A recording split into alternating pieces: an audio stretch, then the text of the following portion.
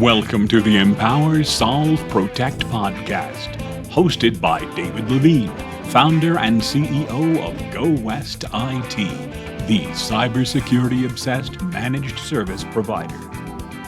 The Empower, Solve, Protect podcast explores digital transformation strategies and the journeys of successful entrepreneurs and business leaders.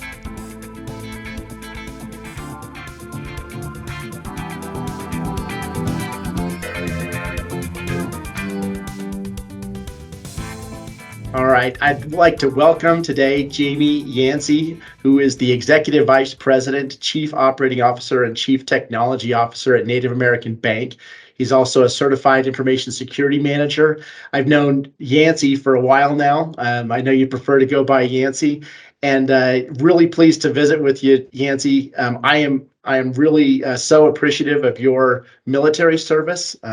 Yancy was a naval aviator and has been in communications really his whole career. Was in communications for the Navy back in 1977.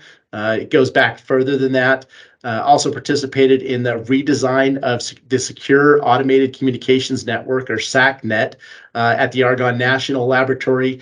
And if we started to list off all of your professional accolades, we'd spend the entire podcast going over that. So I'm just going to let people know that you have a long and very interesting IT career, and I'm so excited to spend a few minutes visiting with you today, Yancy.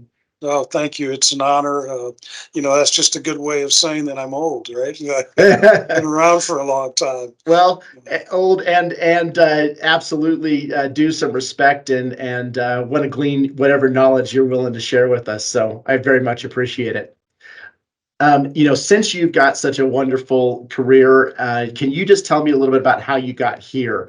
And you can go as broad or as deep as you want to go, but how did it come to be that you are the EVP, COO, and CTO of Native American Bank? That's a very interesting story and a fun one. When I came to Native American Bank in 2013, this was a failing bank. It was under a formal agreement. The regulators had not taken too kindly to it over the years. And they brought in a president, Tom Ogard, also in 2013, to basically try and turn it around and bring it out of a formal agreement. I think the asset size of the bank at that time was about $50 million in total. So a very small bank, was founded through a act of Congress to help serve the underserved. And there's where the story becomes very interesting, because that's always been my goal. It's never been about technology or anything else. It's always been about people and how do we help each other. I think that's why we're here on earth, is to help each other. And so this opportunity came about to come and help get a win, to turn a failing bank around, to not let it be, the headline in the news for negative things, but to turn it around and bring some success. Today, we're a $230+ million bank. We are no longer in a formal agreement. We are growing. We've grown by about 30% this last year. And what's really cool about that growth is the fact that the people have become family. And we work together to move forward. And it's exactly the mission that I wanted, was to work with a group of people that were engaged in doing something for the good of others and doing it well and consistently. And that's what has become of Native American Bank. Yeah, that is so impressive. And I know a little bit about Native American Bank, and I can attest that that family feel is absolutely there. I know some of your people, and I've seen some of the progress that's been made in the last few years, and it's really exciting to see that. Do you happen to know, Yancy, are there any other banks that have been formed as an act of Congress, or does Native American Bank hold that distinction by itself? I don't know the answer to that. I do know that serving the underserved was a mission from Congress. You may have, heard about Eloise Cabell. Eloise Cabell was a very influential figure in Indian country. She basically sued the United States government, the first class action lawsuit ever, and the largest ever, and she won. It took her a long time to do it, but the reason there's, the Cabell Land Buyback Program, the Education Fund for Native Americans, it's also named after her. She's also one of the founders of this bank. Yeah. And her mission all along was to serve indigenous communities that had no financial help.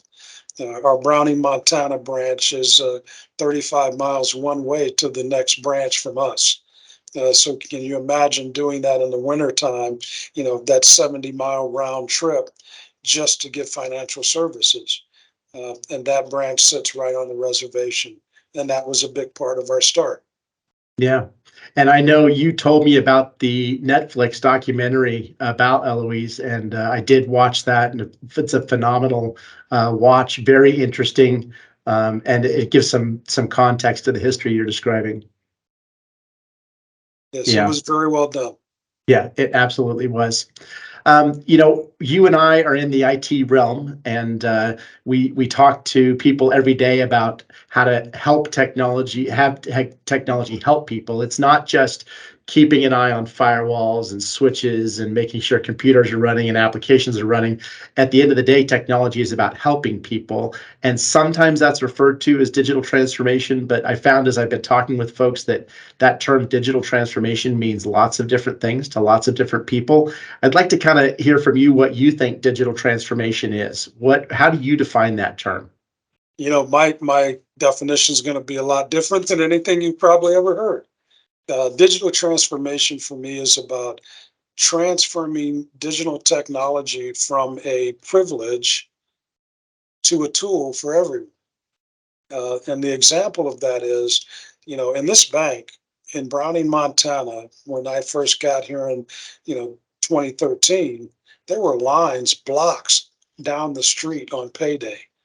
They didn't have direct deposit. They didn't have, mobile apps or any of the things that, in the inner cities we've become very accustomed to.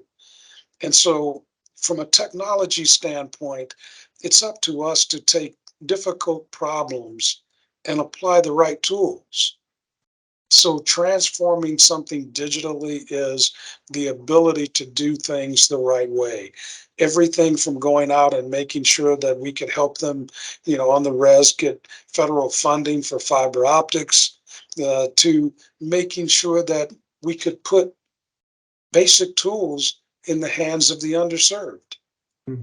So, and it doesn't matter whether it's a bank or whether it's a manufacturing plant or whatever it is, the logic behind how we implement technology is important because it can transform communities, it can transform lives. So, for me, digital transformation is bigger than the buzzword, it's actually a practice. Yeah. And as you talk about how that affects lives, can you maybe tell me about an example? And maybe that is the difference between people standing in line to cash checks on payday versus what you experience now or what you see in those same communities. Is that one example of change, or is there something else you'd like to share? There's lots of examples of change. Technology's done some great things for us there. The reservation in Blackfeet in Browning, Montana now has fiber optics. They now have cell service. They now have mobile apps where they can do things on their phone. They can do their banking on their phone, just like the things we're accustomed to. We're teaching financial literacy. If you go out to our website, the fear of banking is a big monster, and we see it now in the news again, right? So it's a monster. Is my money protected? Is my money safe? How do you overcome those things? And it's all through education. We can weaponize digital technology the same as we can use it for the good. And so we have to be, as technologists, careful of how we apply things. A great example of that is in the news right now with, the banking failures of SVB and, Signature Bank. Those were basically prompted by social media. We basically came up with a new version, a sequel to It's a Wonderful Life. And this time, instead of Uncle Billy losing the money and, someone else getting it, this time it was someone saying something on social media, you better get your money out now. And quite frankly, as in with the Wonderful Life, the banks don't keep that amount of cash in their vaults. And in fact, the banks don't have access within minutes of that amount of capital, which leads to failure, right? And it leads to mistrust. It leads to all sorts of other things. And so technology plays a big role in how we do things from a positive standpoint, but it can also be negative. And it's up to us as technologists to make sure that we're providing the right solutions for the atmosphere we're applying it to. Yeah. Yeah. Great. Can we talk? Do you mind if we segue a little bit and talk a little bit about cybersecurity? Absolutely. I know that you're very up to speed on the cyber threat landscape. I know you're active in a number of different communities, and obviously you have a role to play there for Native American Bank. How do you think the cyber landscape is affecting people today? Just your average depositors at Native American Bank, or just people at large? And maybe what do you think is the overall awareness or level of real protection against current cyber threats? There's a reality that is cybersecurity is a self-inflicted wound. Um, we as a world have gotten to a point where convenience was more important than security, but we're all looking for the next dollar. That's really been the landscape of the world, and it's not an America problem. It is indeed a world problem.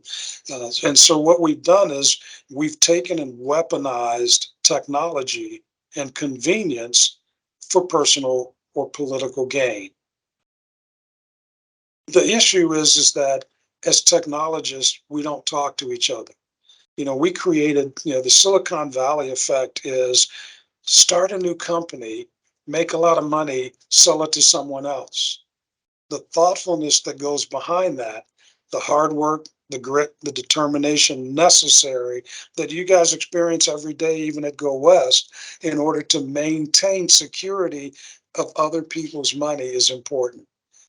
When I interview someone, I interview them for technology jobs, asking them a question that's taken in a number of different ways, and it's very telling, their response. I asked them to give me their wallet. Could you give me your wallet? Well, wait a minute. Well, see, the reality is that that's what our customers do every day. They hand us their wallet, their identity, their lifestyle, and they trust us with it. And so what we have to do is maintain that continuity by ensuring that we are implementing the tools and the systems necessary by every means that we have available to us to protect that. Yeah. And it's constant monitoring and it's constant diligence because it's an ever-changing environment. Yeah. The disparate part is we don't talk to each other as technologists. We don't openly, we talk about new products and new things that are cool and jazzy. We don't talk about the harsh reality of what happens when it doesn't work. What Yeah. happens when it's not there. Yeah. Yancy, I think you have a great grasp of the big picture problem. Businesses today probably, I think, don't have an appreciation for the level of risk they are allowing to exist from a cyber standpoint by not talking about it. Now, I do think that's changing because there's so much publicity, and most CEOs or C-level people have at least a friend who's who's a CEO or a C-level person who's been through something. And I can tell you, someone who's experienced a cyber attack becomes a believer real quick in the value of cybersecurity, and they don't ever want to go through something like that again. Behind the scenes, technology people like yourself and we talk about ways to protect businesses. When that wallet conversation you have with a prospective employee is really about trust. And the one of the latest approaches to making sure that networks and systems and applications and endpoints are secure is a zero trust model. Well, we might have an understanding of what a zero trust model is. And if you talk to your average person on the street about what zero trust is, they might say, that sounds good, sign me up for zero trust. But it's incredibly complex to achieve zero trust today because the cost of zero trust can be some convenience. So there's a lot of additional safeguards, a lot of additional monitoring that has to be put in place. And with zero trust in particular, there's times when someone's going to go to launch an application, and if that application isn't already trusted, it's not going to launch for them. They're not going to be able to get to where they want to go without talking to IT to open up access to that particular application or let me get to it from my work device versus my personal device. So that conversation between business leaders, the C-level folks, and then constantly reinforcing the need to deal with some level of inconvenience for the sake of reducing risk, I think is important. And I do feel there's kind of a momentum shift in our society to understand the importance of it, maybe even become a little bit more tolerant of some of the security measures, the controls that are put in place to protect our financial lives. It's hard, and it's a constant conversation. But I think that's what you're getting And I at. Is think, that right? yeah, what we're talking about is actually cyber hygiene. And I think we have become more effective because we've made it personal. When we teach cybersecurity here at Native American Bank, we talk about your grandmother, your uncle, your sisters, your children, because cyber hygiene has to be a habit, just like taking a bath, right? You want to stay clean. It's really our bad habits. There's a little known fact. When we say cybersecurity, everyone thinks that the computer has been breached, but it's normally the human that got breached before they were able to breach the computer. See, the hacking happens when the information's available to gain access. And so those habits of not giving that information, not allowing yourself to be socially engineered, not allowing yourself to be frivolous with passwords or even phone calls. A lot of cybersecurity starts with the telephone, having a conversation. I got your name out of the phone book. I know that you're X, but now I want to have a friendly conversation with you so that I can get enough information to get into your system. The other thing is perspective. In cyber hygiene, you have to understand the intent. The intent is really not the individual. If I get to the individual, I can get to the services that the individual uses. If I can get to those services, and a great example is, as a bank, if I can get to a customer that is connected to the bank, I can get to the bank. If I can get to the bank, I don't really want the bank. I want their core provider who has 500 and something banks. That's where I can profit. Mm-hmm. So it is about profit. Yeah. And the combatant to that is good hygiene, making sure that we are educating and letting people understand that that mobile app that's in your pocket, if you're going to all of these other places, you're infecting the phone. By infecting the phone, you can get to all of the apps that you have on the phone, including your bank account, which causes that domino effect. And I think it's important to make sure that we don't just talk about cybersecurity, but we lead with cyber hygiene. We know Yeah. all of the bad things because they're advertised. We can go out to Krebs on security and see lots of new things that are happening in this world on a daily basis. But at the end of the day, it's preventative. And that's why we started talking about self-inflicted. Cybersecurity is self-inflicted. So the solution is to fix the self. Yeah, I couldn't agree more. I think your point about individuals being the biggest risk, individual hygiene, I love that you called out, training people by talking to them about their grandmother. Elderly people are huge targets for cyber criminals because it's easy. They may not be as familiar with the risks or familiar with the technology. That's a group of people that are easy to take advantage of, and so educate yourself on what you can do to improve your own cyber hygiene, and then share that knowledge with people you love and care about. Just a couple people here and there, you might save someone from a lot of heartache. So Absolutely. yeah. Yancy, I really enjoy visiting with you. I could talk with you for hours. If you asked me for my wallet, I would hand it over willingly. I'd be happy to give you my wallet to hold, and I wouldn't even ask any questions about what was going on there. Now, that's a tough task for a guy who's constantly paranoid.